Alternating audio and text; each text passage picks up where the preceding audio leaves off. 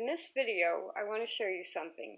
I am using my book, Charkha, to spin yarn, and I've gone through about 2 weeks of trying to find a replacement for commercial yarns.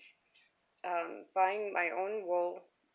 I already have cotton I can spin, and using either a spindle, regular drop spindle, my hitchhiker spinning wheel, or now my Charkha on spinning yarn. And right now I'm trying to get the perfect sock yarn because I'm making socks for veterans. But I want to show you something now. The book Charkha is actually from India. They're $99. They're available on eBay.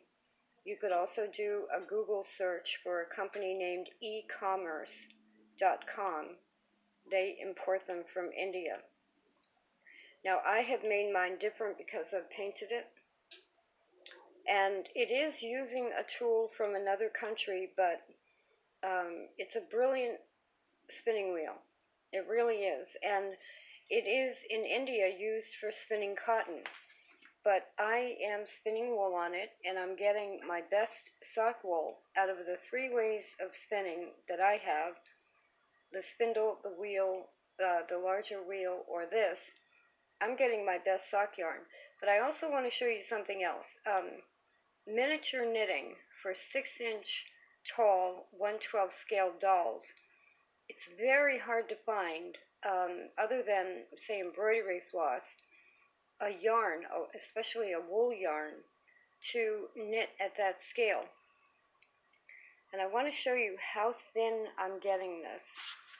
Let me see if I can get the light right. Do you see how thin that is? This is Icelandic wool, if you can believe it, which is a long wool, fairly coarse, and usually used for rugs. And yet I'm on a Charkha able to spin it. That's about the weight of size 10 crochet thread, maybe even thinner. And I can still get it thinner than that. Now, if you're going to use the Charkha to spin cotton, I think it's good to start out with wool anyway, because the trick is in the drafting. When you turn the wheel with the right, on the right there, and this is an accelerator wheel, which gives you more of a ratio in the spin, and it enables you to put a very tight twist into a yarn or a fiber. Now, it's mainly used in India to spin cotton thread, and the drafting is the ability to pull the fiber out as you're doing it and get it to the thickness that you want. And cotton is a little bit more difficult to work with, but you could use Corriedale, Merino, Rambouillet. I even was spinning Navajo churro earlier on this and getting a very thin yarn. So if you do any miniature knitting, I have a whole dollhouse devoted to 1/12 scale dolls. I have several patterns in my shop. I could easily use this now for any of my patterns. And it's just a wonderful way to spin. I can show you quickly that on my bigger wheel. This is how the Rambouillet has been coming out, which is kind of typical for Rambouillet. It's about sport weight. It looks a little thicker when it's in a skein ball like that than when you actually knit it. And here's the Icelandic, which because of the texture is a little more even.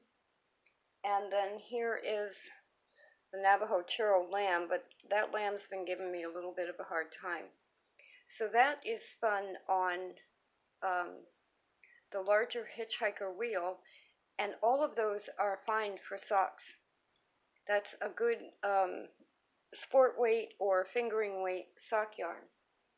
But this Whoops. And that's what you have to be careful of. I just stabbed myself with the point of the spindle. This is extremely thinner than that. It's lost a little bit of the twist now because I've been talking about it and playing with it. But when I put that on there, and this is about the weight right there, down where my pinky is, much thinner than this.